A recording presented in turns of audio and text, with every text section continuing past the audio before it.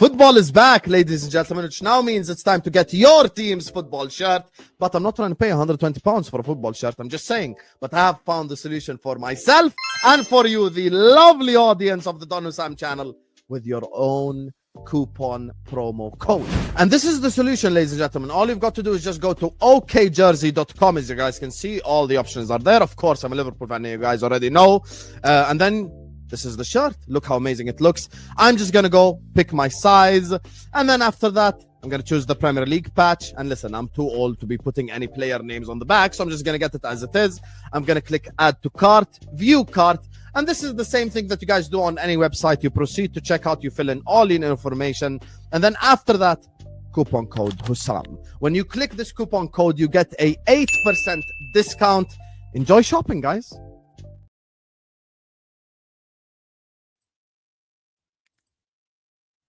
I started the stream on mute. Bismillah ar-Rahman ar-Rahim. Hello everyone and welcome back to the channel.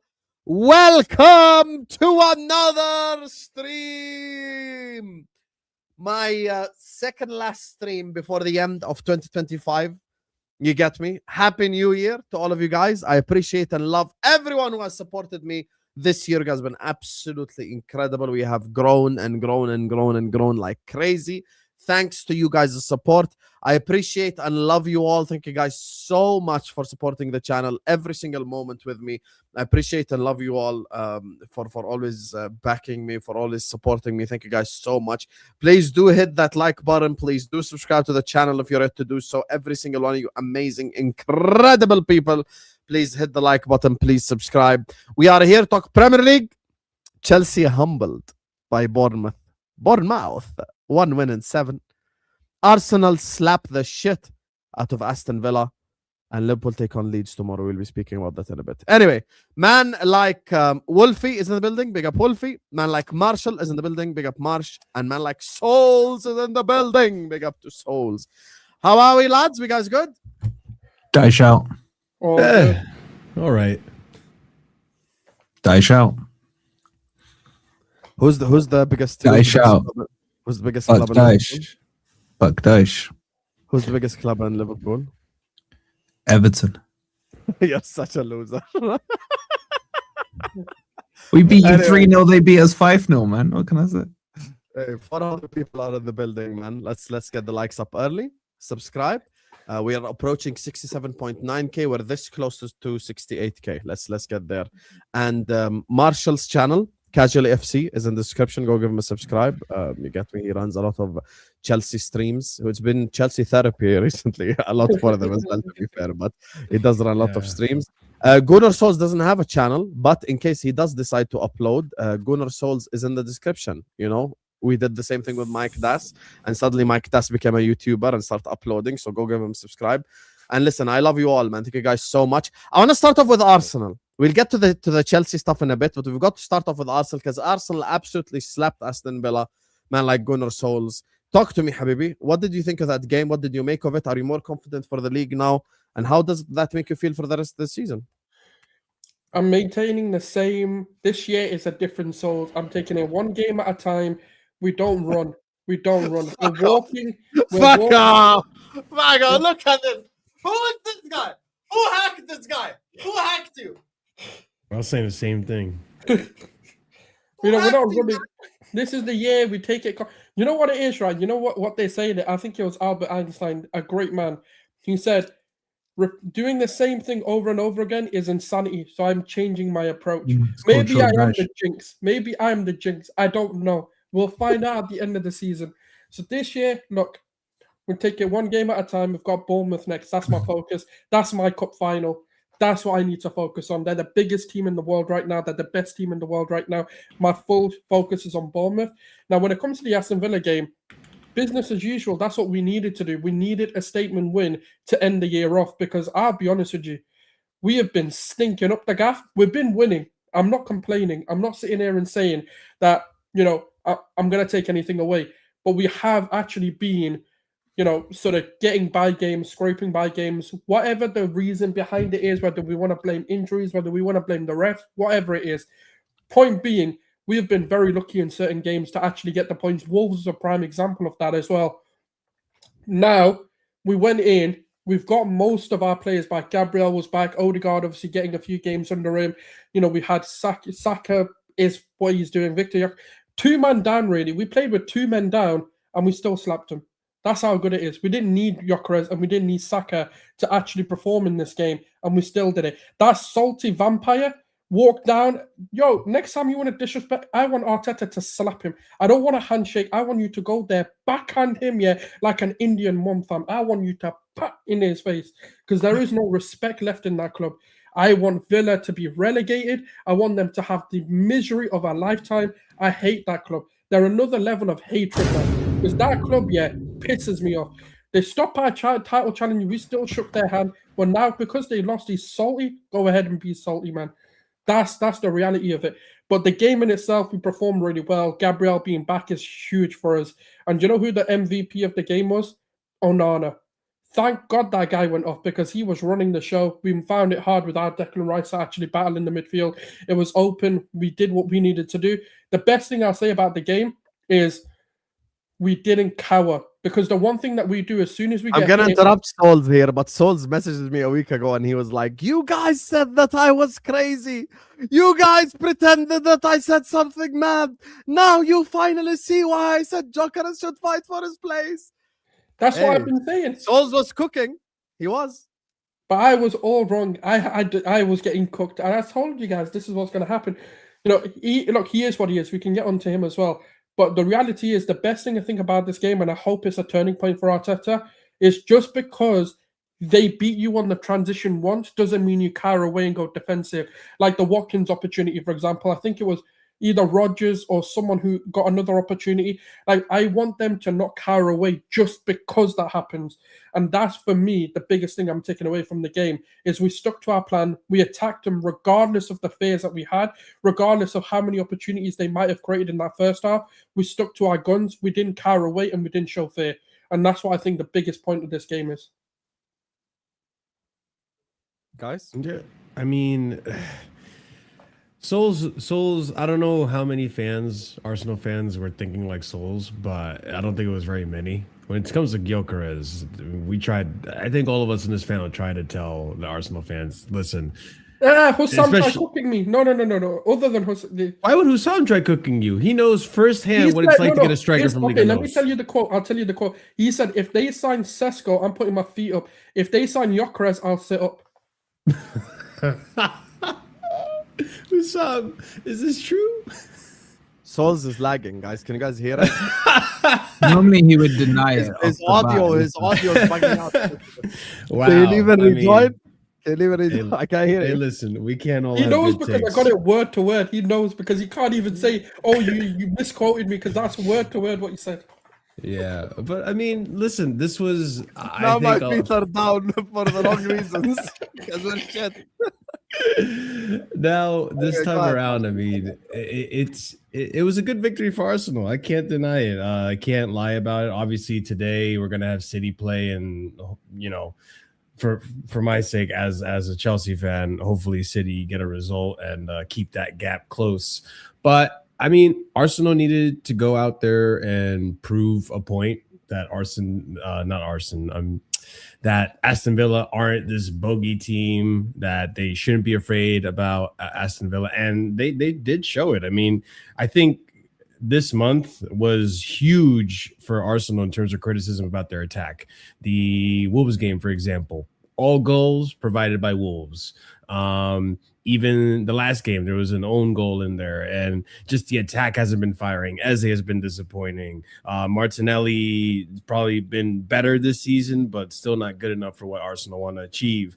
Nani Madueke, does Nani still have no goals in the Premier League? I think he's still at 0 goals in the Prem. In the Prem, yes, he scored in the Champs. Yeah, so in the Prem, he's still got no goals. Saka's not been playing to the Saka level that we're used to. So there's been a lot of questions about the attack. But to see them go out and, I guess, just wallop this Aston Villa team that have been on absolute fire. I think because of Chelsea, they were now 12 wins in a row. To put a stop to that, it kind of just put a statement out there to the league, I think, that Arsenal are really serious this season. Now, if they can maintain it, that's another question. I think they're gonna give City a run for their money. I think the biggest thing about this season is, and what gives me a bit more hope than previous seasons, is despite the adversity. I know people don't like talking about injuries. I'm not using it as an excuse before people. What I'm trying to do is prop the team. We spoke about the depth of squad that we had. We have arguably one of the best squads in Europe, all of that sort of stuff. And I believe it's been proven. Now, people can disagree with that because we had Gabriel out, Saliba out at some points, Christian Mosquera was out. We basically had a very depleted defence, and yet we're still top of the table, yet we're picking up the points that we need to. Yes, Aston Villa did beat us. I'm not sitting there and saying we went unbeaten whilst this team was rotated, but I'll take that. I'll take one loss in 6-7 games of rotations. I'll 100% take that. That includes the Champions League. That includes the Cup as well, playing Crystal Palace. So yeah, I think the depth has been questioned, but it's answered the questions. And I think that's the biggest point. And even when you look at the attack, we've had Gyökeres has also been injured. Havertz has been injured. Jesus obviously coming back from an injury now. Noni Madueke has been injured. Saka's been injured. Trossard, Martinelli have both been injured. But yet we're answering all these questions. Yesterday was the biggest one. Can we do it without Declan Rice? And we did. Yeah. And we scored a set piece without Declan Rice. So it goes to show that there is still a lot to this team, despite these key players being missing or included. So that was the biggest thing for me. And I think that's the biggest statement we can send, is one of our biggest wins came with arguably with our best player in Declan Rice. So the team's doing what they need to do. They're stepping up when they're asked of. Gabriel Jesus comes off the bench and scores. That's exactly what we need. We need the competition to be high. We need them to be fighting for their positions, knowing that no one is safe. Because in the past, and this may happen again, and I might be wrong on saying this so early, but Arteta needs to get rid of his favourites. He needs to sit there and go, if Odegaard isn't performing, I can drop him. If Saka isn't performing, I can drop him. If Gabriel decides he doesn't want to perform, I can drop him. And I think that's what the next step for Arteta is. If these players don't want to pick up the slack... I actually know who you're alluding to, but you're just not saying it. Saka. No. I think that's the one that I think needs to be dropped. Gyökeres can't be dropped. No, but Gyökeres can't be dropped. You don't have another striker fit. Unless Havertz was warming up yesterday, Jesus. No, but they've just come back though, innit? So it's a bit. They've come back from long-term injuries. They're not ready for a full 90. Sulz is not gonna mind trick me, yeah. Sulz, I'll ask you a question right now. Does Gyökeres need to be? No, one second. You're not gonna play this game. Next game, you have a choice to start striker, Moreno or Gyökeres. Who you choose? Moreno. Yeah. There you go. There, see. You see, Marshall. You notice when he was speaking, my eyes lit up. I know the people I work with. Okay. Let me explain. The reason why I'm not getting on Gyökeres is because everyone already knows my thoughts on Gyökeres. There's no point of me beating him further when I've already beaten him. I don't need to do that. You know what I mean? I don't need to. The player that I'll talk on is Saka, because the reason why I said Saka is because Gyökeres needed to be dropped. It doesn't matter what I say. You can obviously see that. Whereas with Saka as well, and I said it to Marshall yesterday, I know we had a bit of a fruitful conversation around Saka. I just don't think he's been up to the standard that we've expected. Now, there was some reasons that were discussed on the panel as well. I just think Saka needs to step up, and maybe he is saving himself at the business end of the season when the games really matter for him to step up. At the moment, Trossard stepping up. Maybe that's what Salah's doing too. You never know. Maybe, potentially. I mean, he's been stinking in AFCON as well, though, isn't it? So it's not like it's a Liverpool only situation. I've seen him at Egypt, and he's like, yeah, he's all right. Whoa! He's scoring, but come on, you can't say he's been good. They got 6 points, and he scored both winners. Have some shame. Penalties, man. Come on now, let's have. No, the first one was in a penalty. He scored the winner, but his performances haven't been good. His performance was good in both games. I'll say that. No, he performed well. I watched both games. He performed well. Don't respect Salah. I've been watching. Don't bring up Salah. I'm on your side. Yeah, don't bring up Salah. No. You're falling for Marshall's tricks because he thinks Hazard is better. That's why. Who Hazard? No, I don't think Hazard's better. I'm. There you go. That's the only reason. Marshall is dragging you down. Remember, he drew to Bournemouth yesterday, so he's trying to prolong this. So he hasn't won a game in 7 games. Can you imagine? Do you know that worst Liverpool since Winston Churchill are above Chelsea? But anyway, Wolfie, let me ask Wolfie a question. Wolfie, do you think we are changing the narrative on Arsenal? And ask this question on Football Terrace, meaning before the game, it's like Declan Rice is out. It's going to be a tough game. Aston Villa are winning 11 in a row. And then as soon as the game ends, we try to find holes in the Arsenal performance. And that's what we do with every team. I don't know why. Only Arsenal fans seem to want to single out that they get some special treatment over any other team. This is standard, man.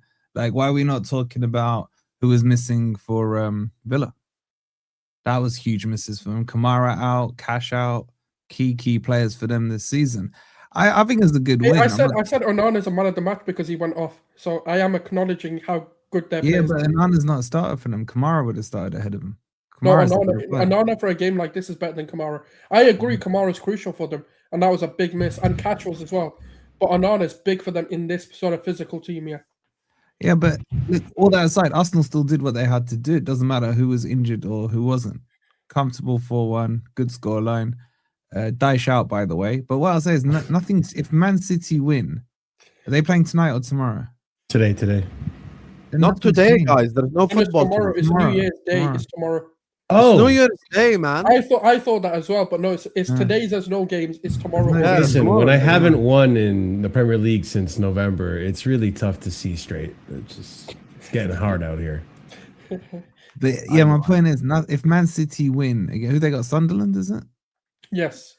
Yeah, Sunderland away. Nothing's really changed, man. Man City are still favourites. I think it's as simple as that. They've got. But not only have they got the best manager, is that based on the fact that they've previously got it over the line and Arsenal yet to show it, or is it because you genuinely think they're better? It's neither of those reasons because you've got Arteta. You know what I was saying yesterday, Wolfie? I was telling Sulz this. I think Arsenal right now, in terms of their form this season, I think this is as bad as it's going to get. But I think defensively they're very sound. But offensively, I still think there's a little bit of issues. So there might be the game where they might be winning games 1-0, 2-0. Like they'll keep clean sheets, but there will come a time where they will get the 0-0 that drops them points. And City, on the other hand, in the beginning of the season, and I think till this day, you can still see that there's issues with them in transition. The defense can concede goals. It's not perfect, but Pep has at least mitigated that by getting Shirky going, Foden going, even Doku's having a decent season, Haaland. So they're mitigating it by getting more goals. So I do think City will be able to keep up the amount of goals they're scoring, and win games that way for the rest of the season. Whereas I think Arsenal in the long haul, as we get later and later in the seasons and the competition start to really jam pack again, I think we'll start seeing them drop points. I agree. If you agree with that. I agree. There's one fact. I think Arsenal go further than Man City in the Champions League this season. I don't know if they win it or not, but I think they go further. I just think at the business end, Arteta isn't a manager still who can prioritize or manage more than one cup at a time. Yeah, he still hasn't quite figured that out. Yeah, that's another thing too. I mean, we saw it last year. He completely tried to flip to Champions League, fucked that up, let the league go. Saw it the year before as well. So he's just got so much for me still to prove. And beating Villa is a good kind of monkey off your back because obviously they've been a huge thorn for you. Yeah, this is true. Yeah, so I think that's a positive. But say, by the way, hypothetically, even Brighton, because Brighton is a team that didn't you drop points to Brighton last year? Yeah, we drew with Emirates. Yeah, that's another game. Actually, they have Bournemouth next, which is another team. St. James's Park, Old Trafford. As much as United might be pants, they always do something against us. Obviously, the City game, obviously, we dropped points, which we have been in recent. We've got that coming up. We've gone to some tough away grounds. We've gone to Everton, who always get a point. You got the 1-1 loss away at Chelsea. Yeah, yeah, true.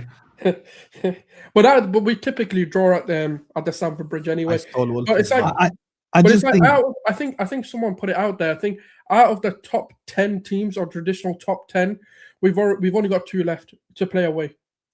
Yeah, but I don't think that matters. I think I've seen too much of this analysis from Arsenal fans, from City fans, and everything. Oh, we beat these, and these are top 10 traditionally. Bro, look at the table. This Premier League is fucked up. Absolutely fucked up right now. It's true. Teams are losing to teams they shouldn't do, beating teams they shouldn't do. Look at Man U and Wolves last night. You know what I'm saying? The only team you can guarantee to beat right now is my shitty team. Outside of that, I don't think anyone's guaranteed against Wolves.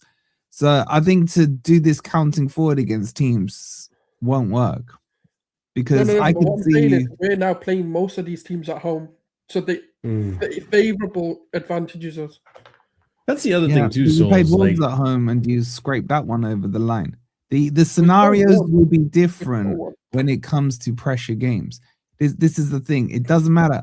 If you were to play, like, who's the most defensive? Let's just say Everton, for example. If you were to come up against Everton towards the business end of the season and it's 0-0 at half time and Everton are locking down, do I trust Arteta to figure out how to break them? And you're probably going to tell me you beat Everton, whatever. I'm just saying use them as a hypothetical example. That's where I think we'll still get stuck. Newcastle at St. James's Park locked down because they were. It's not the business end of the season, bro. But they're still in solid form.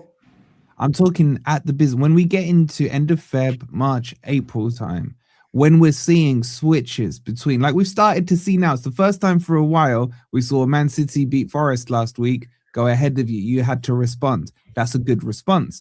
It's now when that starts to happen at March and a week where you don't respond and suddenly Man City go ahead or whatever it is, that's why I just wouldn't trust Arteta. You're in Pep's wheelhouse now. It's a lot of pressure. This is what Pep does. Arteta knows he has to prove himself. He has to win the league this season. He has to. There's more pressure on him than Pep. That's the difference here. And I just think when it comes to that crunch game, and City are following the pattern they normally follow when they win the league. They're a bit messy in the first 3 to 4 months. Suddenly they then start to click into gear. You know what? If anything, they've clicked into gear earlier than they normally do. Normally it's in the turn of the year. Now they're on, what's their run now? No one's talking about what? Well, 8 games currently. 8 games in a row. So they may have started already earlier, which makes it harder. Now, they could go and lose the game. And I don't think City are going to go W's the whole way in. I'm not saying that here. Obviously, both teams are going to drop points. I just think Arteta still, for me, hasn't convinced me that he's that guy. How can you get convinced? Let's ask the real question. What will make Wolf win the league? If he wins the league, I'll say fair play, especially. But Wolfie, here's the thing. When you say if he wins the league, you're saying about something that everyone will agree with. I'm saying, like, what will be the turning point for you? Is it a certain style of football? Is it a certain performance? No. Is it like maybe being 12 points ahead or something? Like, what exactly? No. Even you say, hear me out. You say City are favorites. Come March time, if Arsenal are 12 points ahead of Man City, you won't still be saying City are favorites because that's crazy. Correct. Yeah, so that's what I'm saying. Like, it's not just getting over the line. You're saying, like, okay, would you change their mind if they pulled away, as an example? Well, it depends, isn't it? If Arsenal do what they need to do and City drop off and lose loads of games, what I'm saying is, for me, it is him getting over the line at the end. And I would have more respect for him if he does it in a tight race. That for me is more impressive than him pulling away and winning it by 10 points, because that's where the mentality stays strong and shows he has changed.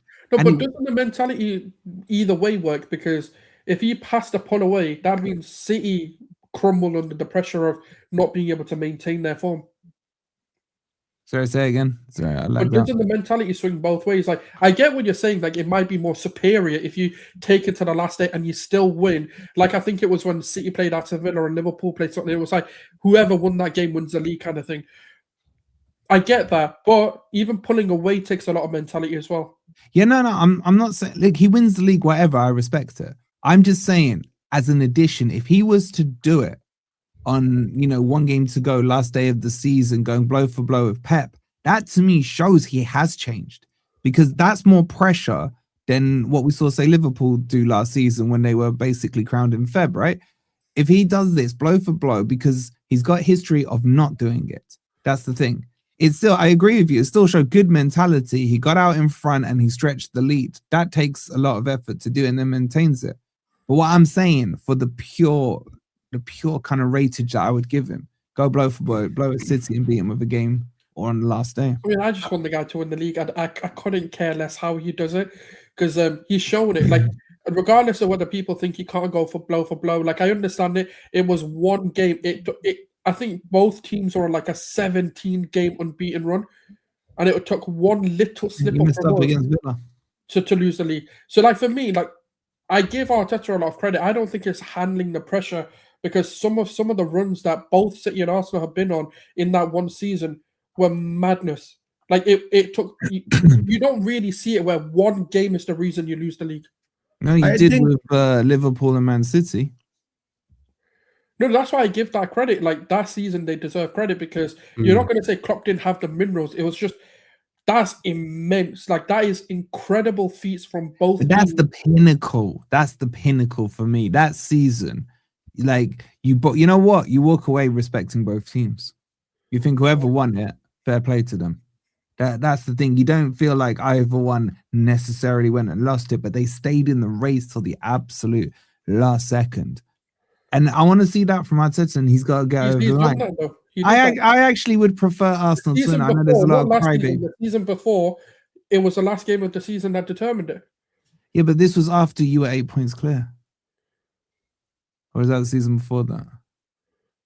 No, that was you're talking about the Saliba injury season. That was the points where they were 8 points. that was Yeah, that's when 8 we were points. cleared. I'm talking about when That was the year we took before. it the last season where there wasn't injuries. Yeah, but you didn't win it. This is the margins of football, bro. This is the margin of No, football. no, You that's get what over I'm that, saying. man. Like, you're saying That was the Arsenal Villa hasn't season, been wasn't able it? to That was take the it. Villa season. We've taken it to the end point. We were obviously on the unfortunate side of Yeah. that. So my point is, if he does that again and say the same scenario and doesn't take it over the line, then that shows consistency of mentality. For me, I don't think Arteta needs my validation. By the way, I don't think who gives a shit. I don't think any Arsenal fan does. I'm sure an Arsenal He's fan would earning happily take hundreds it of on goal thousands a week, difference. brother. You take it on goal difference, right? Who cares what I think or Husam thinks or whoever thinks, right? If you get the title, you get the title. It goes down in history as a title with a trophy. But he has to do it. He has to show this season, or he has to go. I'm sorry, but 6-7 years, whatever it is, 100%. is embarrassing.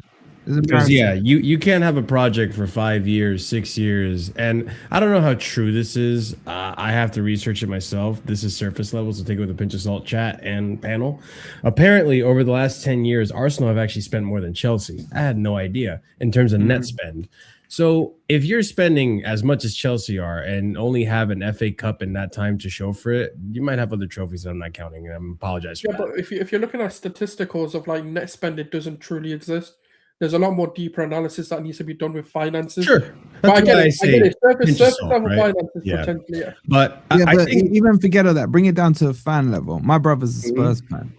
Arsenal fans can't talk to him this season. Sorry. He just says, "Oh, we won the Europa League. When was your last trophy?" If a Spurs fan, a pathetic Spurs fan, has chest in front of Arsenal, like, this kind of tells you where Arsenal. But there is are right something now. though that I'm gonna point Yeah, but out. guess what, Wolf? Let me point out My one thing. family's So, in Ukraine. why is it with Arsenal specifically? We always have to have an existential conversation. Why? this is a project. They're one of the biggest crybaby fans out there. That too. No, but forget Wolfie. If I were to do the fans thing, I would cook Nottingham Forest every second of every day because you're the most annoying fan on YouTube. So that's not I'm the point. picking them right now, bro. Forget fans. Forget fans. I'm saying, why is it every single time like we speak about Arsenal, it has to be like existential? Because he's been given the most rope, Husam. My thing is, Unai Emery pulled up to the Emirates on an 11-game winning streak, facing a team without their best player, in my opinion, in Declan Rice, and they still ended up slapping his ass 4-1. If your logic is the Onana thing, okay, fair enough. Then Declan Rice didn't play the whole game. Declan Rice didn't play literally the whole game. 90 minutes he didn't play. Forget 45. 90 minutes Declan Rice was not on the pitch. You know who would have combated Onana? Declan Rice. He's not there. So like this whole thing for me is just like every time we have, and I called this out for Liverpool last year as well. Every time we have an Arsenal conversation, it's got to be like existential. Why can't we say, look, they've went through their bad patch. They're winning games of football now. That's what you expect them to do to stay at the top. They actually, on XG, dominated Brighton. The only reason why Aston Villa had a little bit of a high XG is the last 10 minutes where they had 2 XG in 10 minutes when Arsenal fell asleep because they were 4-0 up anyway. Before that, they barely had 1 XG the whole game.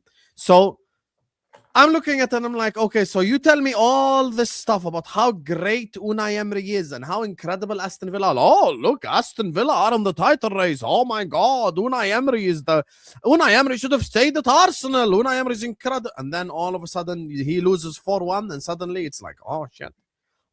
Like, by the way, guys, if Arteta doesn't get it over the line, he's a bottle job. We know this. Everyone knows but this. I'll tell you what you're doing here. Point? No, I'll tell you what you're doing here. We sat here on panels like this last season after Arsenal beat Real Madrid and they lifted the Real Madrid trophy. Let's be real here. Let's be real. Are we now creating an Aston Villa trophy? Are we creating an Aston Villa trophy? Because I'm sorry, I like Aston Villa. Trophy. There's levels between Real and Villa. Arsenal, after beating Real Madrid, didn't go and win in the Champions League. So that win was meaningless. My point here is, this Villa win, enjoy it, celebrate it. It was a fantastic result. But have your eyes on the prize.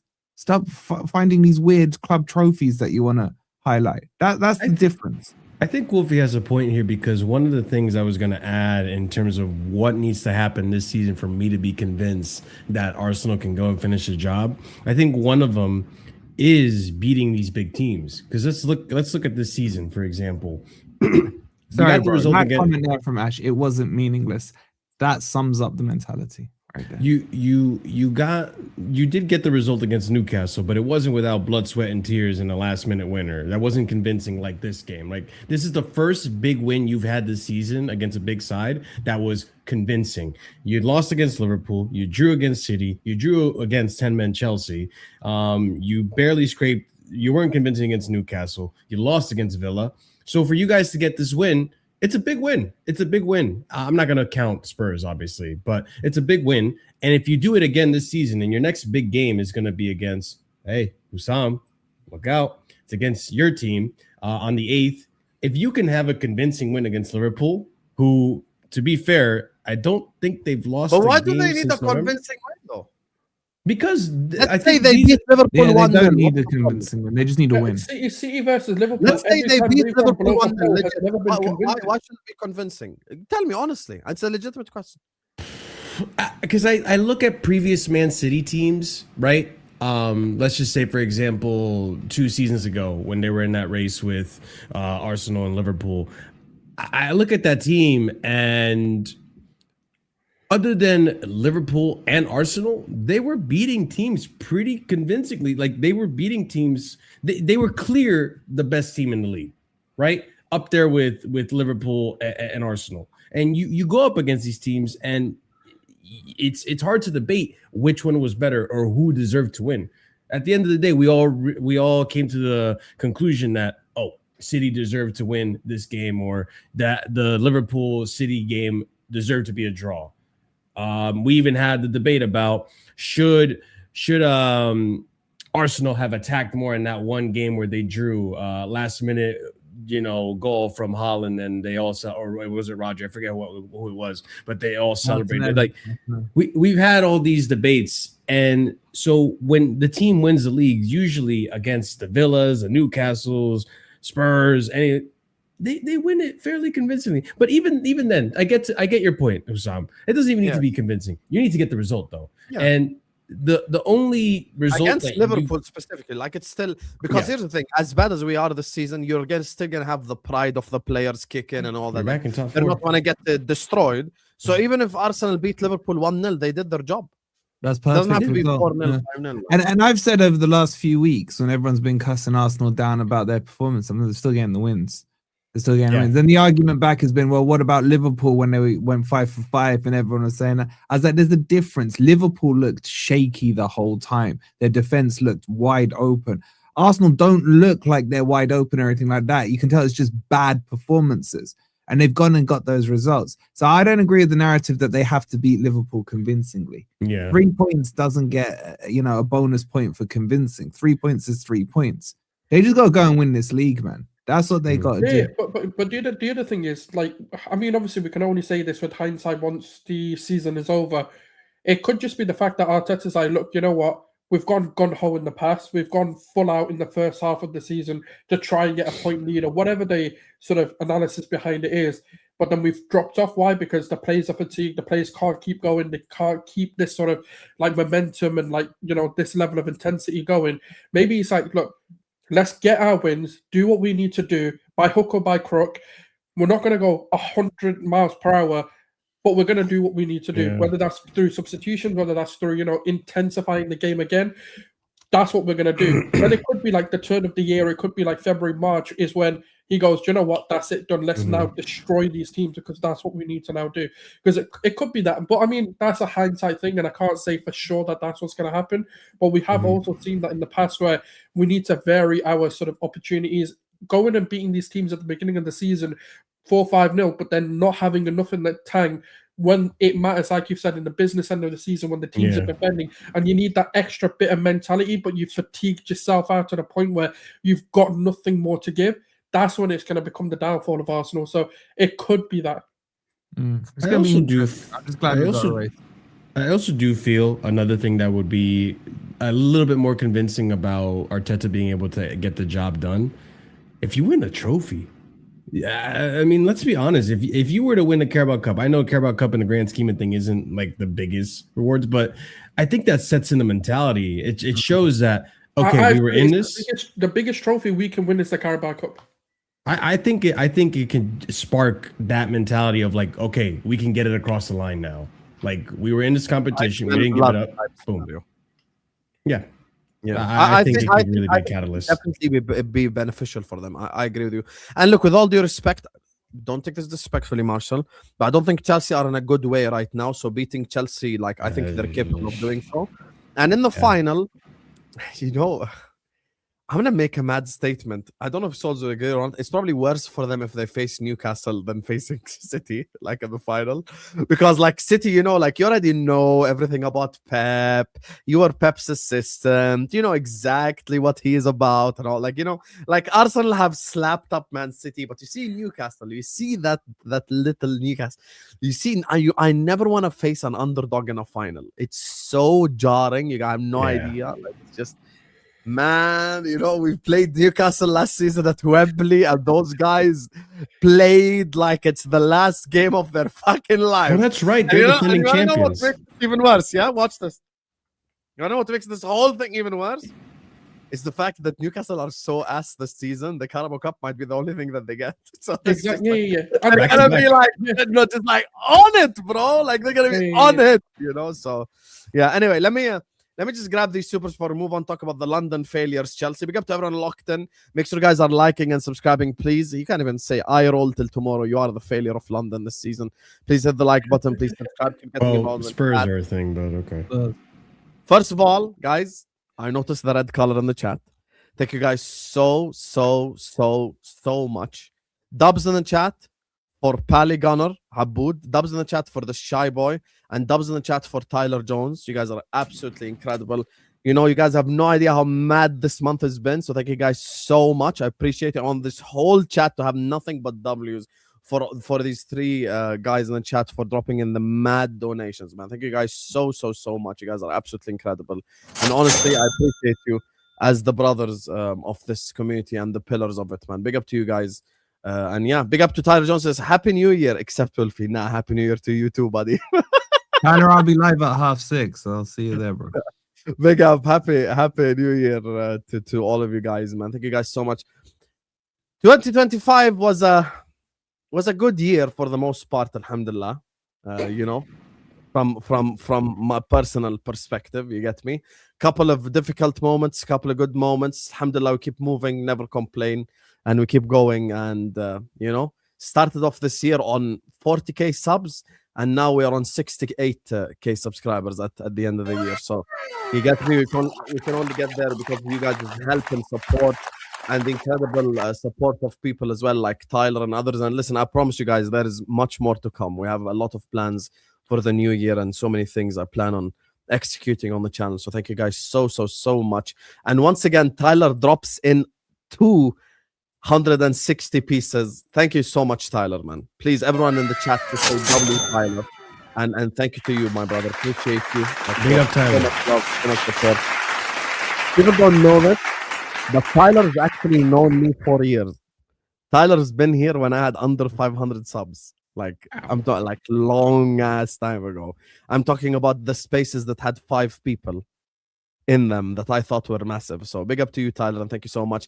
Big up to my guy, this Shy Boy. Appreciate you, Shy Boy, so much. But also dubs in the chat for Shy Boy. Says big up to the chat, mods, panel, and Husam alike. You lot have sincerely made a positive contribution to my life. Wishing love and health to all of you in the coming year. Guys, this Shy Boy is an American City fan. In the Arab Cup final, this guy has the Jordanian flag hanging up in his work office. And this is how we are as a community. This is how we are as a people together. And I appreciate this community more than anything else. And he's got the Union Jack on his profile picture. Yeah, but that's a City hat he's wearing, if you notice, next to the guitar. Zoom in, Grandpa, you will see it. It's the City bucket hat. So big up to you, Shy Boy. And look, you've been a great addition to the channel as well. You get me? Obviously, I made you a mod a month ago, you and Aki, and you both have been cooking. And I appreciate you so much and your involvement in the channel. Big up to my guy, Aboud, as well. Thank you so much, Aboudi, who says, Kul aam wa bkhair ya kabir. Inshallah, great things coming for you and the family in 2026. Inshallah, 2026 is my year, ya Rab. I need it. You get me? More than you believe. I need it as well. You get me? I need it.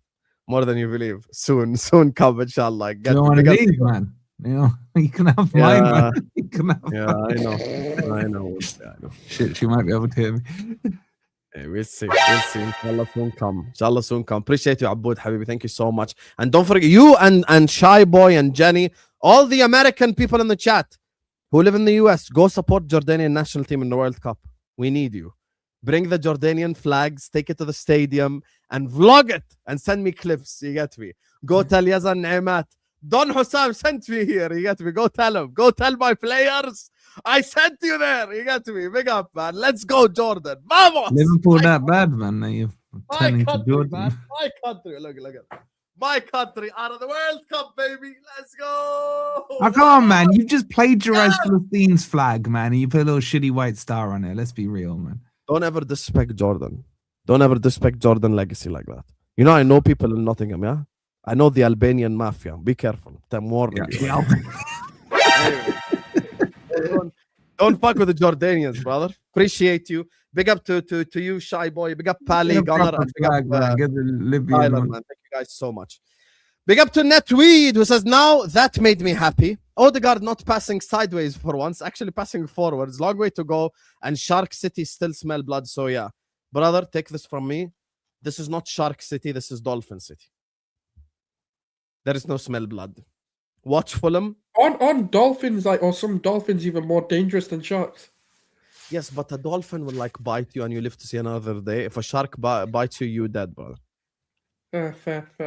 That's what you get what I'm saying. It's just there is no comeback. There is no comeback. You're finished. You're finished completely.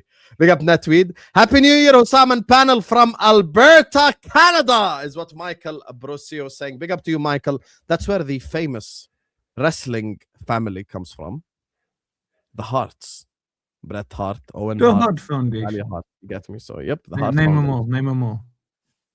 I just named them. Jimmy Neidham Hart as well. The guy that died on the rope. Owen Hart, R.I.P.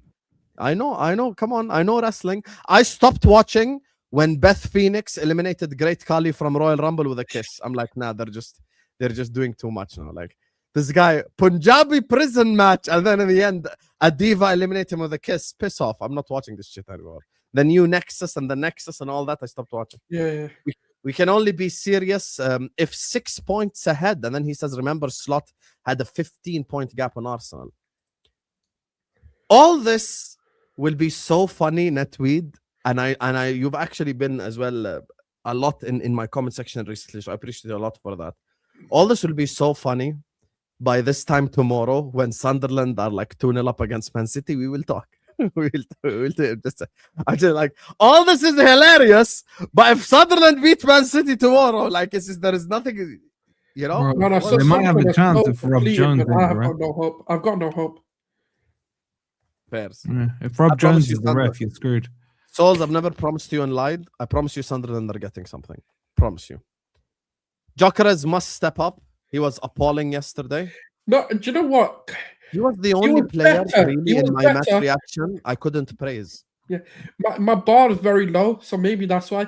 But I did go back and watch, and he was moving. He actually moved. Yeah, the bar is really low. Someone actually picked up the controller and moved him. You know, he missed two headers. Wolfie's in a group chat with me. As soon as he missed the header, I'll take that because Mo and Ashraf wouldn't start get ahead. fighting in the chat. Previous Like games, Moreno would have scored that, literally.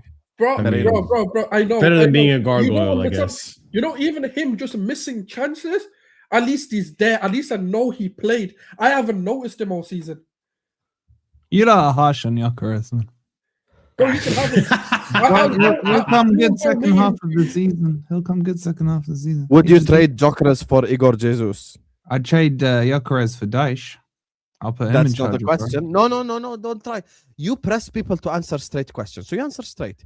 Right now, I'm proposing a trade. Gyökeres in, Igor Jesus to Arsenal. You accept? Yes. Oh, fair enough. He accepts it. I promise you there are Arsenal fans in my chat who said I'll take Igor Jesus, just so you know. They were linked with him. Yeah. Whichever way, Arteta has zero excuses this season. This is 100%. 100% no one will disagree with this. 100% no one will disagree with this. You have zero excuses. I agree. Big up my guy, Akia. Shout out to all the new mods as well and the old ones and everyone who's been part of the channel, man. Thank you guys so much. Villa beat City this season not so long ago either. Unai doesn't get credit for being third. They made top 2 seasons ago as well, remember, on a tiny budget where they keep worrying about FFP being on their necks. Unai is underrated. What do you make of this Unai Emery stuff, Sulz? I'll ask you as someone who had him as your manager. The thing is, I know Marshall already knows what my opinion is. I already know Unai's history in terms of league finishes. Other than PSG, where he actually went and won it once, he actually doesn't have a history of finishing in the league in good positions. Even if you look at La Liga, somewhere where he's been born and bred and that's his bread and butter, his biggest finishes have been like 6th or maybe 5th at the very most. So when it comes down to that, it's the reason why I don't really revisit the conversation. He had 5 games to get 1 win. He could have drawn 3 games and got us top 4 back into the Champions League. But what he decided to do was just start doing a madness with the lineup. And then from there, he got spanked by Chelsea. And we kept him on. It's not like that was the game that, got him sacked. The season after, he got sacked because we were sat 12th and we couldn't win a game. So the reality is, as much as people want to revisit and go, yes, he has, this is what will happen. At the end of the season, I can guarantee you at the end of this season, despite what Villa are doing now, not one of us on this panel, maybe Wolfie, will sit there and go, I want Emery at my club. Not one of us. It'll be forgotten again. I want him. No, I said that's why he said maybe Wolfie. Maybe Wolfie. And if you don't want him, you're all lying. Because unless you're Man City, he's the second best manager. I wouldn't take. I know. I wouldn't take. I wouldn't Wallahi, take you wouldn't take. You're slot out, bro. You take Dyche. Guess what? I'm slot out. Wallah, I'm not taking Emery. Wallahi, I'm not taking Emery. Who the hell are you taking then? Wallah, I'm not taking Emery. I swear. Okay, I don't believe Emery is the second best manager in the league either. Who's the second best manager in the Premier League? What makes Emery the second? As things stand, I've got to go Arnie Slot, and then based on CV. And third place, I go Arteta. Huh? But what makes Emery the second best though? What's his my thing is, I'll actually give you an objective response to this. Yeah, if I am the owner of 14 Premier League clubs, I'm giving. Let's say I'm the owner of any of the 14 clubs below the Big 6, or Spurs. Actually, include them because Spurs are bums. Let's say the 15 clubs. No. Manchester United. No, he wouldn't. You think Man U don't take Emery over Amorim? No, because he wouldn't be able to handle it. I'm about to give you proof. If I am the owner of 15 clubs outside the big 5 clubs in England, I would choose Emery to manage my club, not Arteta. But if I'm the owner of any of the big 5 clubs, I choose Arteta over Emery all day because Emery failed at PSG and he failed at Arsenal. I don't think he's good from a man management perspective, and I think he can't handle the pressure at big clubs. Would you take Arteta over Emery or Liverpool? Yeah, over Emery. Yeah. If you give me right now Arteta or Emery, wallahi, I'm choosing Arteta over Emery, 100%. Wow. Yeah, Emery is factually a better manager than Arteta on what he's based won. on CV, yes, but he's factually finished in a higher league position than Arteta ever has. He's managed more high-profile clubs. When has he finished higher than Arteta ever has? When did this happen? Did he win the league with PSG? Oh, he won the league at PSG. Yeah, but Arteta will win the league with PSG. That's not a difficult task Brother. to do. Pochettino won the league at PSG, and Marshall was barking Poch out for a whole year. What are we doing here? He lost it the first season, but okay. Yeah, I'm just saying, factually. But also, Oh, really? He lost it the first season. Can you tell us who else lost the league at PSG? Tell us. Yeah. Who else lost the league at PSG? Tuchel was doing a fantastic job until he got sacked, and then No, there's another one who lost it as well at PSG. Yeah, Emery. Emery. Oh, He lost it to Lille. Lille were quality, man. They had Renato Sanchez in that team. Doesn't matter. Your PSG that spent billions of pounds. Bro, he was a baller for Lille. Jerry, the infamous Swansea midfielder. Uh, Big up to Sir, who says, I understand banter, but we win. The performance isn't good. When we lose, they say we should have won. After saying how we aren't a good team, always a negative spin on Arsenal can be bad and expect to win at the same time. That's what I'm saying. Listen, I think Arsenal absolutely slapped Aston Villa yesterday, bro. I'll be so honest with you. I think people just being edgy for no reason whatsoever. Like, it literally, they pulled up to the Emirates, no Declan Rice, and, they had an 11-game winning streak, and they got their ass handed to them 4-1. And we praised them for it. I don't know what I said or Wolfie said that wasn't wrong. yeah. Like, It's like, it's where's true. everyone trying to... Marshall, this is mad. Everyone tries to push this anti-Arsenal agenda, even when you say they did well, they won the game. Thing. Like, I don't know. Sometimes I wonder what people hear, man. I really do. yeah, I really do. it's true. I really do. Now, when we talk about Chelsea and Forest, a whole different energy going to come out. Oh, yeah. Whole different energy. I mean, neither of you's won. So, obviously. My job as a fan is to demand Arsenal to win, not clap for a manager every time we come second in May. Like, seriously, clapping for second. But I agree with this. I love that. That's a beautiful super chat. That's the standard I like to see. Come May time, Arsenal are expected this season to be lifting one of the big ones. Either the Premier League or the Champions League. We agree with this. By the way, even if you win Carabao Cup, it's not a successful season. No, I actually really want to win the Carabao Cup. Like, I know, but I'm saying that by itself, just alone. No. It could give Arteta another season if he does win a trophy. I don't know. You think he gets Carabao Cup and nothing else and survives? I don't know. It's Arsenal. I can't. You know what? I'll go a step further. He survived this long. Top 4, he survives. I don't think technically, Wolfie, last season they did worse than the previous 2 seasons. So that would show me as an owner, if I'm looking at stats and numbers, that's showing regression. I would have sacked him last season. He survived that. So if he wins a trophy and finishes second, then I don't know. Maybe they I'd have sacked him 2 years ago. Personally, I honestly think if they finish top 4 or second without a trophy, he survives. Not from the fans, but from the board. Yeah. I don't think he gets sacked. I'm not even. That's why I don't have these conversations anymore. Because I know they're not sacking him. It doesn't matter if I say sack him. Yeah, their Champions League money still coming in. They don't care. Yeah. No, but also it's because we're on the cusps of winning. I think what it would take is for us to finish 4th or 5th. That's when they might be like. I don't think they'd sack him. That's still Champions League money. No. I don't think it's just that. I think a big step back will lose him his job. Happy New Year, Husam. It's been a crazy year watching this channel go from Liverpool to an Arsenal OF channel. Brother, this is... That is true, you know. That is true. That's actually not true at all. Nah, do you know what? The Arsenal video I uploaded yesterday is my first... It happens to It's my first Arsenal video in like 3 Yo, weeks. Lee Gunner's going to be all over that one.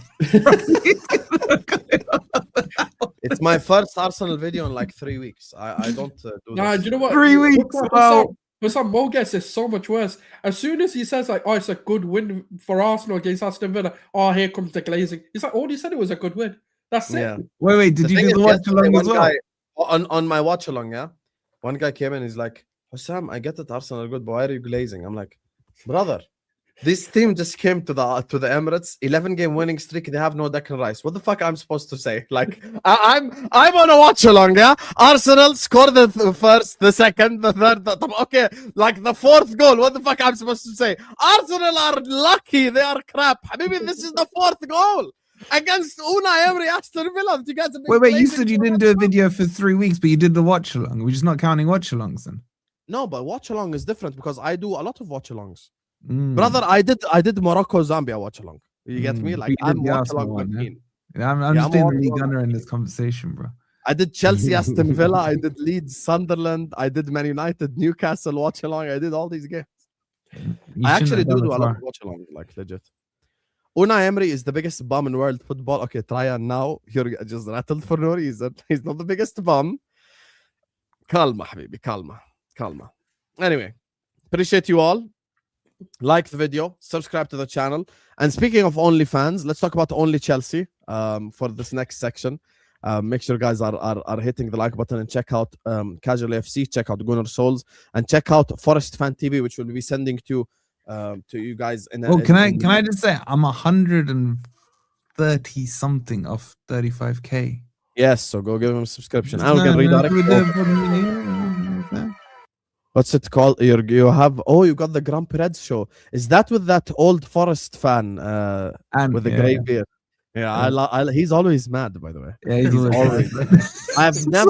I have never clicked a video on Wolfie's channel and he's smiling. I have never seen him smile. Bro, he supports Forest. What do you expect, man? He's the most miserable person I've seen. He's always like this is my impression of him, yeah? Huh? Is that what he's supposed to look like? And then Wolfie says some shit, and then he's like, he gets angry so quick as well. I noticed this. I noticed these things. Anyway, Marshall, brother, talk to me. Oh, man. I don't know what is to say that hasn't already been said on this channel, but I mean, yeah, against Bournemouth, just disappointing result. Again, defensively stupid. Just I don't know how it's possible. I think there was I forget what the stats. I think it was Chelsea are 4th when it comes to conceding goals from set pieces. Something ridiculous like that. Maybe someone in the chat can correct me on the stat. But again, 2 throw-ins, 2 stupid mistakes, 2 stupid goals conceded. We draw 2-2. Most great teams, 2-0. 2 goals is enough to win a game. You keep a clean sheet. We've been doing pretty well with Wesley Fofana and Chalobah as a center back pairing. But yesterday, nope, asleep at the wheel. Silly mistakes. And now everyone's asking for the manager to get sacked. At this point, fun fact about me, I'm a big fan of Batman, especially the Christopher Nolan movies. And for those of you who have also dabbled in the Dark Knight series, you're very familiar with the line that Alfred Pennyworth said in the second movie about how some men just want to see the world burn. I am now relating to the Joker, and I am at the point where, you know what? Sack Maresca. Sack him. See what happens. Oh. See what happens. Just get it done, because at this point, he's not getting the credit. He gets lambasted when things go wrong and doesn't get enough credit when things go right from my fan base. The board refused to really help him. I saw the PR that came out today that apparently they believe that he has a good enough team and that Maresca's not getting the best out of them. I'm sorry, were we watching the same game yesterday? Because I saw Garnacho cut inside for the 4th time in the game and lose the ball again. I don't think he even won a single dribble yesterday. Do you want Maresca to go out there and dribble for him? Is that supposed to be him getting the best out of the players? Neto, who I can't lambast too much because he's been good in terms of GNA. You look at the eye test, and you see he also hasn't been very convincing. Horrible touches yesterday. Yeah, he did set up Delap for a chance with a cross, but it was slightly behind Delap, so it wasn't that great of a cross. And again, like, not enough from a player that we paid, I believe, somewhere around 60 million pounds for. And I have my ownership coming out with PR saying that Maresca's not getting the best out of this team. How about you get the best out of the recruitment and actually recruit better players? I could have told you in the summer that Garnacho's not good enough for Chelsea. I could have told you in the summer that we paid too much for Gittins. I was the one Chelsea fan telling people that don't get gassed up on João Pedro. Yes, brilliant that he won us a Club World Cup and he started off the season great, but don't present to me an energy that you cannot maintain for the rest of the season. And to be fair, he's getting his GNA, but he's not been convincing. And I get it. Like, Palmer hasn't been available. Sure, we're without Levi Colwell. Again, though, if you're not backing the manager, if you're not supporting the coach, how the hell do you expect him to just coach players into good form in the span of a few weeks? This stuff takes months and months at a time for you to see the fruit of the labor. And I'm looking at that defense, and outside of Fofana, I mean, Chalobah, he's all right. He's a good servant of the club. Acheampong, he is young. Tosin needs to go, as far as I'm aware. Badiashile needs to go. Fofana, we don't know if he's going to stay fit. And Levi Cole is out. Like, it's just a mess right now. And at this point, I'm ready to just see it burn down. I want to see all these Twitter tacticos get their way and just see this club just blech. I'll suffer again through Potter if I need to. I don't. Who was in your defense Potter. when Is it that hard? what's his name? Poch, Did I just hear Graham Potter? No, Husam, people in my fan base think that sacking the manager is going to solve everything when we know the issue is much more deep-seated than that. What were you asking, Wolfie? I'm sorry. Who was in your defense when Poch was in charge? I can't remember. Who was in my defense? Oh, Chalobah was there. Fofana got hurt again. Levi Cole was playing left back. It was Thiago Silva and Chalobah Chalobah came in later in the season. I think it was like Thiago Silva and Badiashile for most of the season. Give or take. So, bro, you've still got minus Thiago Silva, who was like 600 years old. And granted, he was still good there. Yeah. You still got the same shitty defenders then when you wanted Poch out.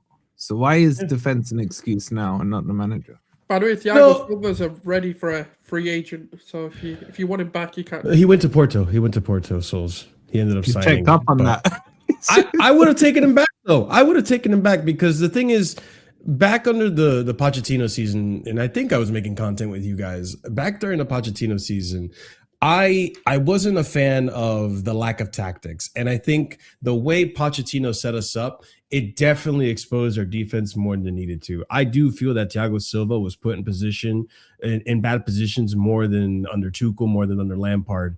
And even in this system right now in Maresca, I think he'd be much more defensively sound and you'd still be playing well because you have to build a midfield. You have to, you can't just leave your defense open. You also have to use your midfield to defend it a little bit. So there was that. But this season... Yeah, but you get my point. The defense is a difference of Thiago and you're calling for I just not Maresca. I'd add on top of that, Palmer looked shit under Maresca. He looked good under Poch. Yeah. With that, I think I can't really defend that anymore. I do feel that putting Palmer in that 10 position, he's a great passer. You can see his passing ability is fantastic. He can create. He's a great creator, probably one of our best creators in the team. But you miss out on all the attacking prowess that he had on that right wing. And I do think he can work as a 10, and I am going to give Palmer the benefit of the doubt that he just came back from injury this month. He's still playing through a groin injury. He can play a full night. Get that excuse. Sure. Yeah, maybe Saka doesn't get that excuse, but I'm not excusing Palmer's performances either. I mean, he just got back from injury. So if he continues like this, then I'll be here criticizing him like I was last season, even though Husam doesn't want to believe I didn't want to criticize Cole Palmer. I did. But in terms of like the defense, it's not so much that the defense is, costing us the majority of games this season. I do feel that there are some games where our attack is just not good either. But in the instance of yesterday, it's again just poor defensive concentration, just mistakes that does happen. But compared to Pochettino, like defensively, we're a lot more sound. We're more organized. We play out the back. We have Levi Cole, when he is fit, does have the ability to ping a pass and cut through the midfield and stuff like that we weren't doing under Poch. Yeah, but you were building towards that towards the end. Didn't Poch go, correct me if I'm wrong, boys, didn't he go on a W run right at the end? Yeah, 6 games, something like that. 6 or 5 games. You felt like something was building. I think you lot were harsh on Poch, and I also think you lot use double standards when it comes to comparing why you lot wanted Poch out in comparison to why you're defending Maresca, because the problems are still the same. Those sporting directors were there under Poch. They're still there now. Yeah. I wasn't hearing sporting director this, that, and the other. And I'm not just saying you. I'm saying the Chelsea kind of YouTubing world. I think you're harsh. I just think that obviously in the beginning of a new ownership, you're willing to be open-minded and you're willing to give a chance to see how things play out. But now we're into the fourth season, and now the mistakes and the problems are becoming clearer and clearer. And it's been repeating, like last season, the same thing. We had players that were not good enough in Sancho and Madueke, in Jackson, and all these players. It happened under Poch as well. Although Poch did take a lot of brunt, but that was early doors. Now we see the repetitive pattern, and it gets to a point where, like, okay, we went through 3 managers now. Now the bigger picture seems to be the quality of player, because you can make the argument, and I think most people would agree with me, that the attack has downgraded from last season. Madueke is a better winger than Gittins and Garnacho. Full stop. All right, but can I add into this, right? Because when we were looking to sign Madueke, I know we've signed him now, but despite the Arsenal meltdown, ignoring that, a lot of people in the Chelsea fan base were more than happy. They could, not you, Marshall, but a lot of your fans even told me, "Oh, Gittins, whether you want to put Garnacho in there, Estevar, we've got better, Pedro Neto, all of these are better than Madueke. We're not going to miss him. Good riddance," right? They were like really excited to get rid of him. Big so time. what's changed? Like, because my thing is, I get it as a fan base from the Hindsight. transfer window, because as an Arsenal fan, we do this where we get really gassed over certain signings and stuff like that. We can get ahead of ourselves. But why has it taken you guys literally this period of the season to now go and put the emphasis on the owners? Listen, we do content for a reason. I think we're relatively smart content creators. I am glazing the panel. Smart. Wow. Yeah. No. The reason I say that is because I feel like we're capable of sitting down, looking at the bigger picture, and understanding that we don't need hindsight to come to these conclusions. My fan base, and I'm sure many other people, fans and other people's fan bases do this. Hindsight FC. I could have told you that Nicholas Jackson does help the attack. And I was saying it last season and people were laughing at me. It's like, no, he helps the attack. He might not be getting you the goals that you want, but he does help the attack. Now you see Liam Delap. What is he doing? What are we trying to make him do? We're trying to make him do what Jackson was doing last year. Putting the defender in a Komora lock. Yeah. It's like, again, so we've downgraded from that, right? And then with Nani, like, I was on the fence on Nani. Like, he could have gone, he could have stayed. I would have been okay with either one because I saw the ability he has. He has great ability as a winger. His finishing is what's questionable. But at the end of the day, people want to say, oh, he shit all these that. Reactionary FC, hindsight FC. Now you see, like, again, I could have told you Garnacho is not better than Nani and Gittins is still developing. I could have told you this in the summer. In fact, I did. and again, hindsight FC. That's just my fan base. And it's gotten to the point now where it's just volatile. People want to blame it on Maresca. People want to say, oh, Esteval, he's digressed. Oh, Palmer, he's digressed and all this and that. And yeah, so, bro, I'm not buying this stuff with Jackson's crap. Let's be real. No, Jackson's not good enough for Chelsea, but in the Bundesliga, he's better than what we have now. 3 goals. He scored 3 goals in the Bundesliga. So let's not like rewrite history. That's what everyone in my fan base is doing, Wolfie. And it's just depressing. Your fan base is weird, man, because you're champions of the world, but you're not expected to win anything this season. But you're still champions of the world, as they keep telling us. I don't get this Chelsea fan base. Yeah. I don't know why Maresca's getting away with murder right now. I get it. You're saying the problems lie deeper, but there are deeper lying problems in pretty much every club up and down the Premier League. What murder is he getting away with exactly, in your opinion? What have you won? 1-7. Mm-hmm. Is that beat Everton acceptable December, for Chelsea? Is that acceptable for the world champions? It's not, but you look at, for example, Bournemouth. We dropped points. By the way, they haven't won a game in 10 matches. I know. It's embarrassing. And you were at home. I mean, murder was just yesterday. Forget the 1-7. Forget the one. There's a double homicide yesterday, man. Like, seriously, no win in 10, and you couldn't beat them. I have my criticisms. I have my criticisms. They're not loud, bro. They're not. And it's not just you. Again, it's this. I just feel Chelsea fans come out in this block, man. It's like a hedge fund. They all say the same thing. It's just weird. Maresca is not getting smoke from many Chelsea content creators. It's crazy. Hedge fund is crazy. Hedge fund is crazy. Bro, it's true, man. It's true. You're doing the whole thing where you go like, what did you get in the envelope type thing again? No, I'm just saying the email. There Are you is the saying email. Marshall got payment at the beginning of the week? Is that No, I'm just saying Marshall gets that I Chelsea wish. email. That Chelsea gets email wish. goes round on a Monday Oh, morning. okay. I He wish. gets the Chelsea email. Okay, I'd nice. love to get the Chelsea email, man. But no, it's like the reason. So listen, I think Maresca does have criticisms to hold. I do believe that yesterday people want to make the argument. I understand where he came from, but people want to make the argument yesterday he should not have taken off Cole Palmer, for example. Especially he's a player that could change the game for you and all that stuff. The reality of it is, in my opinion, I don't think he was playing that well, and I'd rather save him for City in case we do get the win here because we were in a winning position. And you look at the games that we've lost or we've dropped points in this December run, a lot of them were in winning positions. You look at, for example, Aston Villa, we were winning until we lost that game. Bournemouth, we were in a winning position until we drew that game. Newcastle, where we were in a losing position to begin with. and we What came do back. you That was a want, bad bro? This is what I can't get an answer out of a Chelsea fan. What do you want?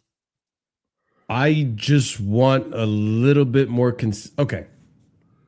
So at the end of the season, what I would be happy with at this point is give me a top 4 finish and try to get me 2 trophies, please. Carabao Cup, and I still believe we're a good cup team, so I still believe that UCL we could do something. So I have hopes for UCL. What did you want at the start of the season? At the start of the season, the same thing, 2 trophies and a second place finish, maybe challenge for the league.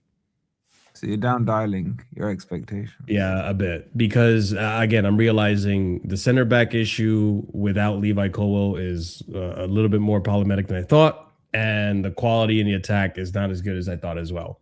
And now going forward. So this is where you lose me, bro, because you down dialed your expectations, which is fine. I'm down dialing mine, and by the minute when it comes to my shitty team. But I'm not.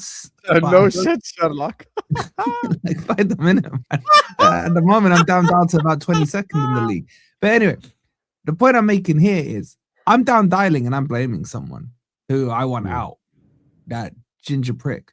But I'm still hearing from you that Maresca's fine. Like the only reactionary thing, if you like, that can be changed during the season. The sporting directors aren't going to go.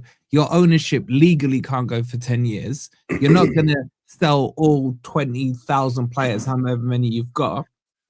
The only variable that can move is Maresca. And my question is simple. Wolfie, I think you're missing the point that they're making is Marshall's stance is even if they get rid of Maresca, nothing's going to really change because he believes it's the recruitment and the ownership and the way they're handling the club that's wrong. I think that is not changing.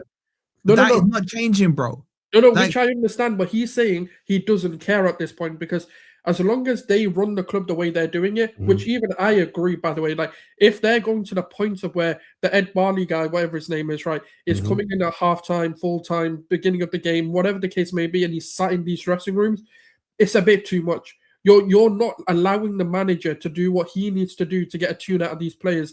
He's won the Club World Cup. I would think that gives him a bit of grace to go. You're winning a friendly. It's not. It doesn't matter what we want to call it. It doesn't matter, regardless of what. It doesn't matter in the important. It could be the shittest cup in the world, right? Point being, he's gone and won it, right? Despite we first can celebrate the Audi Cups they've won, yeah. No, forget it. It doesn't matter. Like it's not the importance of the cup. It's the fact he's won something, right? As an ownership, you can then go, okay, you know what? Let's give him a bit of time to just manage it without micromanaging him as well. We don't need to sit in team talks. We don't need to sit in just because they're 1-0 down at halftime. Yeah, that's not gonna change, bro. This is why it's not gonna change. No. But this is why Marshall. Look at Liverpool. He won the goddamn league last season, and this Arab wants him out. No, that's fine. That's standards. No, that's fine. But what Marshall is saying is doing this Arab about thing, huh? Look. What his stance is, it doesn't matter who you then bring in until they don't allow the manager to be a manager. It's not going to change. So he's saying it doesn't matter. They can't leave for 10 he's years. saying sack Maresca. He's But the saying thing is, sack Maresca. What's changing? Nothing. to an extent, though, Wolfie, like what Sulz is saying is correct. Like it's also accountability, right? If you were the one responsible for hiring Potter, then going interim with Lampard, then hiring Poch, and then getting these players, then hiring Maresca. In my opinion, Maresca overachieved last season. You have Husam saying he'd rather take the Wolves team than Chelsea team, just based on the squad alone. And for a championship manager to come in here and achieve what he achieved, which is win the Conference League, then get into top 4, then also win the Club World Cup, whatever you think of it. That's overachieving, in my opinion, for a championship manager. So I think he deserved a little more than what he got in the summer, especially if he was the one asking for center back. But that's besides the point. If you're going to sack this manager, if you're going to sack this coach, then you should go as well, because you are the one that hired him in the first place. You have once again failed to get the right person for the job. And to be honest, I don't blame any manager for not wanting to come at Chelsea, because right now the Chelsea job is not. I don't want to work in an environment where I'm going to be micromanaged constantly. I don't know if you know this, Wolfie. At the end of every game, they have meetings with the director and Maresca, and they talk about the game, what went wrong and what not. It's ridiculous. Yeah, I know. And you know what? Brian Clough, the legend, that's exactly what he said. If a manager is to be sacked, then the person who appointed them should be sacked because they got it wrong in the first place. So I do agree with that. But my point is that's in a utopia world. Doesn't happen. Doesn't happen. We know the only variable that moves is the manager. That's the thing. And I look at that squad, and can a manager get more out of that squad? And I think, you know what? Yeah. I think Chelsea should be at the very least on the coattails of Man City. You should not be behind Aston Villa with this squad. With this squad. Yeah, but if you're agreeing with this squad, and that's the key word, that you should be ahead of Villa and at least very close to Man City in second, then you have to put some of the blame on the manager, because this squad is capable of at least pushing until February on the coattails. No, I don't think any Chelsea fans disagree with that notion. But I think what's being missed is when you have an ownership that's dictating so much of what the manager's allowed to do. Because if you think about it, if your boss is in the room, you're not exactly going to freely express the way you want to talk to the players. True. You're not going to be, because the players are also going to look at it and go, that's a bit undermining. Like if your boss has to come into let's say, for example, you're doing a performance review with one of your, you're the manager, you're doing it with one of your colleagues, right? And you have to have, let's say, the CEO or the owner of the company sit in on these. Does it not undermine the authority that the manager has? That's what the players are also probably thinking as well. Like, why do we need this guy to come into every part of our sort of day-to-day, the training and all of this, and then he's not freely able to then manage the team? I don't want you talking to Cole Palmer like that because it's going to upset him. It's none of their business, because at the end of the day, he's paying their checks. No, but you have to then give that freedom to allow the manager to do what he's doing. But that's how he set it up. Pep can't get if the owners are just going to stand in front of him and go, hey, you're going to do everything in front of us. Like, it's not going to work. It doesn't work. Well, then that's on Maresca for agreeing to that job under those terms. I mean, but that's the thing, though. Like, whoever comes in has to agree. No, if they've agreed, then they can't. And that's the thing, Wolfie, what Sulz just said. I was trying to find the screenshot. I can't fucking find it. But Terry posted the screenshot earlier on. Basically, the tweets came out from like the Chelsea journalists. Regardless who Chelsea employ, these are the conditions that's gonna be applied at Chelsea. Regardless, it's not gonna change. It's gonna be young, sell, buy, sell, buy, sell, buy, sell, buy. Simple as that. So the problem for them is, regardless, whoever the fuck becomes Chelsea manager, shit ain't gonna change. Let's say they hire Conte tomorrow. They finish the season third. They win the FA Cup and they have a great finish to the season. Come summertime, you think they're going to go sign like Osimhen level players? No, they won't. They're going to go sign like some 21-year-old, 22-year-old, 20-year-old. So shit ain't ever going to change, Wolfie. That's the truth. I'm hearing it. But the big issue is that a lot of Chelsea fans at the start of the season, with this squad, with these players, with this manager, were saying champions of the world and title race. Champions of the world, and we're winning the Champions League. I wonder who said that. I wonder. Do you get my point? So I'm not allowing this double. By them saying that, they are saying the squad is good enough. Therefore, now this retraction is moving mad. Speaking for myself here, right? That confidence in the summer, and that Husam pointed out, because I did say these things, that confidence came from the manager, came from Maresca. Because once I saw how Maresca was able to, because I'll be honest, I didn't think we were going to be PSG in Club World Cup. As we got closer to the game, I got a little more confident, but I was like, all right, 50-50 chance. And then you saw how he beat him convincingly. Funny enough, we were talking about convincing victories, how he beat them convincingly. And I was like, okay, this manager knows how to set up against these big teams. He knows how to get the best out of these players. Let's see what he can do. And listen, Wolfie, you're right too as well. I mean, I'm not going to deny it. There are games that happened this season where I'm asking Maresca, why did you play Trevor Chalobah at right back against Atalanta? Why did you defend and take off Cole Palmer when you had the red card against United? There have been mistakes that I have been critical of Maresca that he just can't get away with, obviously. But I think another manager, and that's the thing too, you shouldn't be, the team shouldn't be set up in a way where one managerial mistake costs you the game. You have no leeway whatsoever. I think managers are going to try and test things throughout the game to see what works and what they can get out of the game. I think for Maresca, his hands are just tied. There's not really much he can do with the players that he has. But you notice how I'm the same energy. I defended Poch and I defended Maresca. I think it's the recruitment. Simple as that. Until you change the recruitment policy, shit won't change. Anyway, listen, I'm going to wrap up the stream here, you guys. Casually FC is in the description. Go give him a subscribe. Sulz, Gunnar Sulz is in the description. Go subscribe. And you can find him occasionally on Igal's channel as well. And Forest Fan TV is in the description. He's 100 subs away from 35k. We are gonna redirect you now to Forest Fan TV.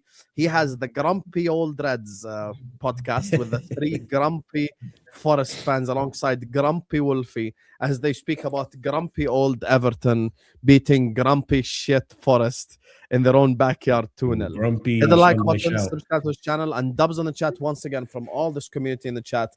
To Tyler, to my guy Aboud, and to Shy Boy, and to everyone who sent in a super chat, everyone who's shown us love. I'm gonna be here exactly as soon as the clock turns to 2026, inshallah, for El Ahwa at 9 p.m. UK time, which is 12 a.m. my time. So I'm spending the beginning of the new year with you guys. So I appreciate you all, love you all, and see you guys over on Forest Fan TV. Peace out.